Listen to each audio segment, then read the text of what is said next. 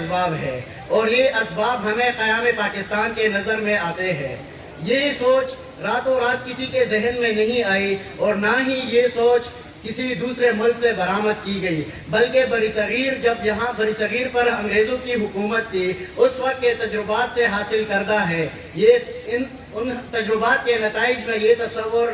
ہمارے جو باشعور مسلمان رہنما ہیں ان کے ذہن میں آیا تھا۔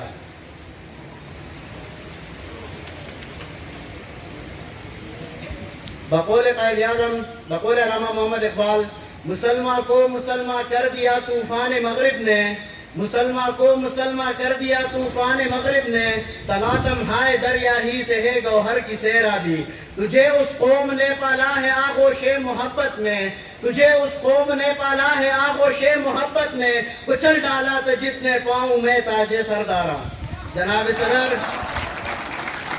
مسلمانوں نے برصغیر کے علاقے پر کم و بیش 1000 سال تک حکومت کی۔ اس دور میں مسلمان حکمرانوں نے ہندوؤں اور رعایا کے ساتھ نہایت منصفانہ سلوک کرتے رہے، مگر ہندوؤں نے ہمیشہ مسلمانوں کے خلاف تعصب، مکاری اور دھوکہ دہی کی پالیسی پر عمل کیا۔ اس لیے جب انگریز تاجروں کے روپ میں ہندوستان آئے تو ہندوؤں نے کھل کر ان کا ساتھ دیا اور مسلمانوں کے ساتھ غداری کی۔ شروع ہی سے ہندو مسلمانوں کو غیر ملکی سمجھتے تھے۔ مسلمانوں حکمرانوں نے بہت خلوص دل سے کوشش کی کہ وہ ہندوؤں کے ساتھ ایک ساتھ رہے، لیکن ہندوؤں کے ذہن میں یہ بالکل نہیں تھا اور وہ اس تصور کے بالکل خلاف تھے، کیونکہ وہ یہ سوچ رہے تھے کہ ہم اکثریت میں ہیں اور آزادی کے بعد ہم ہی یہاں پر حکومت کریں گے اور مسلمان ہماری رعایا رہے گی۔ لیکن مسلم لیگ نے اس بات کو بالکل نفی کر دیا اور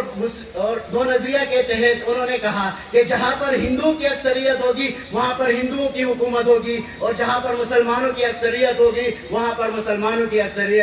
مسلمانوں کی حکومت ہوگی۔ اسی بات کو علامہ محمد اقبال نے خطبہ الہ آباد میں کہا تھا، اسی بات کو چودھری رحمت اللہ علیہ نے لندن سے، اور اسی بات کو قائد اعظم محمد علی جناح نے 23 مارچ 1947 کو لاہور میں کہا تھا۔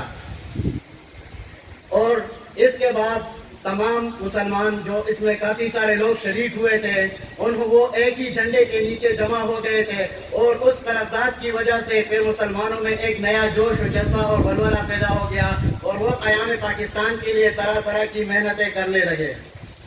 اور آخرکار 14 اگست 1947 کو ہمارا پیارا ملک پاکستان نقشے پر آ گیا۔ میں اپنی تقریر کا اختتام اس شعر سے کرنا چاہوں گا، کافر ہے تو شمشیر پہ کرتا ہے بھروسہ، کافر ہے تو شمشیر پہ کرتا ہے بھروسہ، مومن ہے تو بے تیغ لڑتا ہے سپاہی۔ والسلام، پاکستان زندہ باد۔